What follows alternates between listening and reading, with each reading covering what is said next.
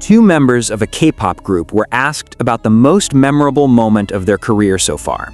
They didn't mention a music show win, they didn't mention their debut stage, they didn't mention a chart position or a sold-out venue or any of the things that usually make it into those answers.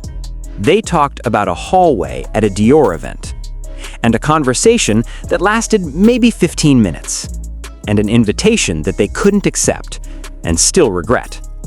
The reason that story went viral has nothing to do with what was said. It has everything to do with what the telling of it revealed about the person they were describing. And that person, in case you haven't already guessed, is Jimin. This channel is for the army who pays attention to what people say about Jimin when they don't have to say anything at all. When there's no promotional reason, no fandom context, no particular incentive to go out of their way. Because those are the observations that carry the most weight. And what Sungyeon and Kyeonho from Cortis shared, unprompted in their own words, from their own memory, is one of the clearest pictures of who Jimin actually is when the cameras aren't pointed at him. The last part of this video is going to sit with something that most coverage completely missed. Cortis, a K-pop group that, at the time of the story, was in the earlier stages of building their career, navigating the specific terrain of the industry that BTS had already crossed entirely, looking up at a landscape that BTS had significantly shaped. Sungyeon and Kyeonho were at a Dior event, the same fashion world orbit that Jimin had occupied for years as the brand's global ambassador. The shows, the activations, the carefully curated gatherings where the fashion industry and entertainment industry intersect in rooms that feel important even to people who have been in important rooms before. For two members of a newer group, walking into that environment meant walking into a room that contained, among other things, Park Jimin, the person they had grown up watching, the performer whose work had, for many people in the generation of K-pop artists that followed BTS, been one of the primary reference points for what excellence in this industry could look like. They knew who he was before they had ever been in the same room. And then they were in the same room. Sungyeon described the feeling first, and the description was specific enough to feel true rather than performed. Genuinely nervous. Not starstruck in the abstract way, nervous in the concrete, physical way. The kind where you become slightly too aware of your own hands and aren't entirely sure what to do with your face. Kyeonho added the layer that completed the picture. It wasn't just nerves about meeting someone famous, it was nerves about meeting someone they specifically admired. Someone whose craft they had studied. Someone whose choices as a performer had influenced their own understanding of what this job could be. That distinction matters. Generic celebrity nerves are one thing. The specific anxiety of being in the same room as someone whose work has shaped how you think about your own work is something entirely different. It requires a certain kind of vulnerability to admit, the acknowledgement that someone else has set a standard you've been measuring yourself against. And then, Jimin walked over. Here is where accounts like this usually become generic, where the description flattens into, "he was really nice," or "he was so humble," phrases that are technically positive and practically meaningless, because they could apply to anyone and describe nothing specific. What Sungyeon and Kyeonho said was not generic. They described the specific mechanism by which the nervousness disappeared. It wasn't Jimin performing warmth. It wasn't a PR handshake and a professional smile. It was something they struggled slightly to articulate, which is itself telling, because the things that are hardest to put in language are usually the things that are most real. The closest they got between them was this. He spoke to them like the dynamic in the room was not what it objectively was. The objective dynamic was established global superstar, members of a newer group navigating the early stages of their careers. That gap is real. It exists. In the industry they're all part of, it shapes interactions constantly and in ways that aren't always acknowledged out loud. Jimin spoke to them as if the gap wasn't the most important thing in the room. Not by ignoring it, not by performing a false equality, but by being genuinely curious about them, about their work, about where they were, about the things that mattered to them, in a way that made the weight of the gap feel lighter than it had been 60 seconds earlier. Kyeonho said when he described this, the awkwardness just disappeared. 6 words, but the thing they describe is not a small thing. ARMY, when the account started circulating, recognized the pattern immediately.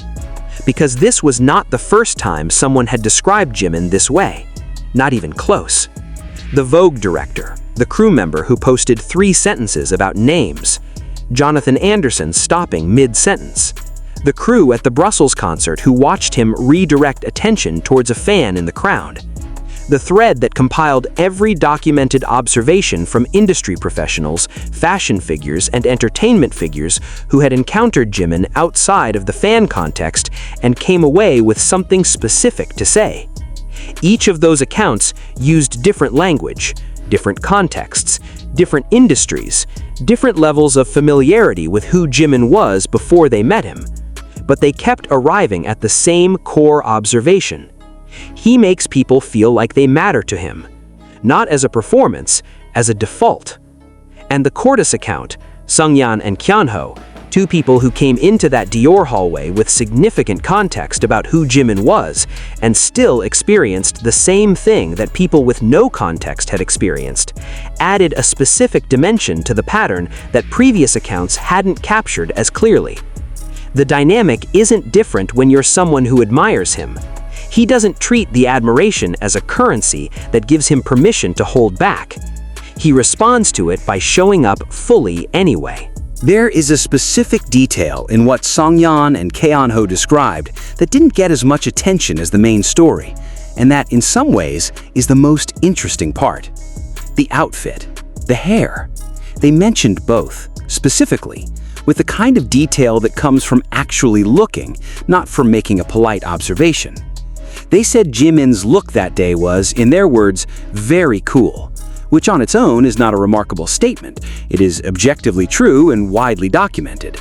But the way they said it, in the context of the rest of the account, carried something worth noticing. They were paying attention to him the way you pay attention to someone you've been watching from a distance for a long time. The way you look at someone when you're in the same room with them for the first time, and you're quietly comparing the actual presence to the version you had constructed from footage and photographs and performance clips. And the conclusion they arrived at, in the specific, considered way that they described his look, was that the actual presence exceeded the constructed version. Not just famous, not just accomplished, something more immediate than either of those things. That observation, coming from 2 people who had studied him from a distance before meeting him in person, says something about the gap between Jimin's public image and his actual presence that most coverage underestimates. The image is extraordinary. The presence is more. And then there was the invitation. Jimin suggested at some point during the conversation that they all go to the Dior store together. Casual, friendly. The kind of invitation that extends a moment into something longer, that says, essentially, this conversation doesn't have to end here. And it didn't happen. Their schedules didn't align. The moment passed the way moments pass when logistics are in charge of outcomes rather than intention. Sungyeon and Kyeonho, talking about this, said they still feel a little regret about it. A little regret, not a lot. They're not performing devastation about a missed store visit, just a small, honest acknowledgement that something was available in that moment that doesn't come around often. An afternoon in Paris with someone they admired, at a place that connected to everything the encounter had been about, and it didn't happen. The thing about that admission is what it reveals about the quality of the original encounter. You only regret missing an extension of something that was genuinely good. If the conversation in the hallway had been professional and pleasant, but essentially forgettable, the kind of interaction that fills industry events and leaves no particular trace, there would be nothing to regret about the Dior store not happening. It would just be another thing that didn't happen in a day full of things that did.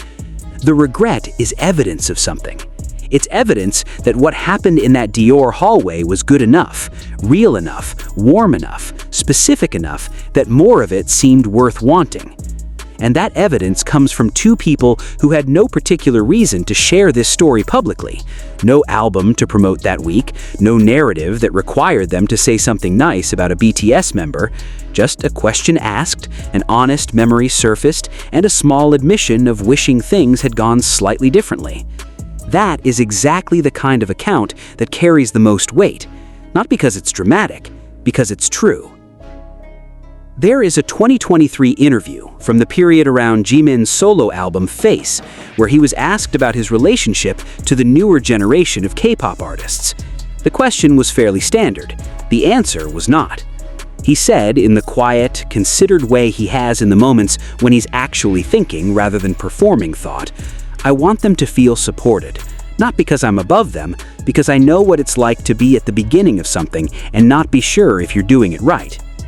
That interview was from 2023. The Dior event, the conversation with Songyeon and Keonho, was more recent. Put them next to each other and you have again the same thing this channel keeps finding when it looks closely at Jimin. The alignment between what he says he's trying to do and what the people around him actually experience. He said he wants newer artists to feel supported. Two newer artists, meeting him for the first time in a Dior hallway in Paris, described their nervousness disappearing within minutes and the awkwardness dissolving entirely. He said he knows what it's like to be at the beginning of something and not be sure. And he did something in that hallway, in that conversation, in the invitation that came at the end of it, that communicated to Songyeon and Keonho that wherever they were in their beginning was a place worth being. There is one more thing. Something that didn't make it into most of the coverage of this story because it required pulling a thread from a different context. Around the same time the Cortis account was circulating, there was a separate piece of content, completely unrelated from a completely different source, that put something in place. A small video, a behind-the-scenes clip from a different event.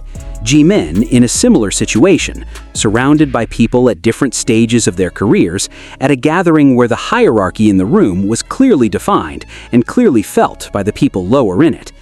And doing the same thing. The specific movement of his attention toward whoever was least at ease in the room.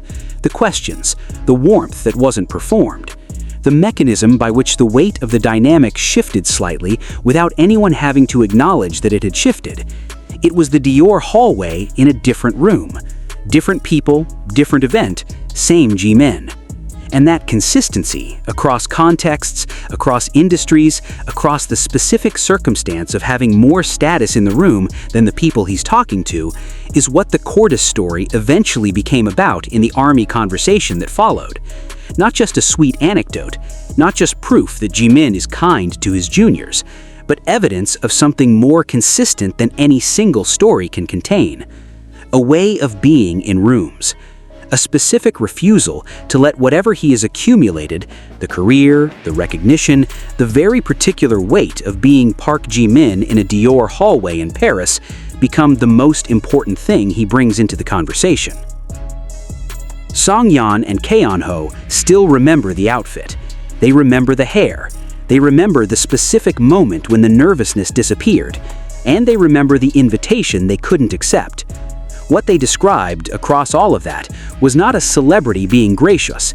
They described an encounter that left a mark, the particular kind of mark that only gets left when someone treats you like you are worth the full version of their attention. In an industry that has very specific ways of distributing that attention based on where you are in the hierarchy, that is not a small thing. And the fact that they talked about it publicly, voluntarily, honestly, with the specific detail that only real memories carry, means it was not a small thing to them either. There's something worth sitting with here that goes beyond this particular story.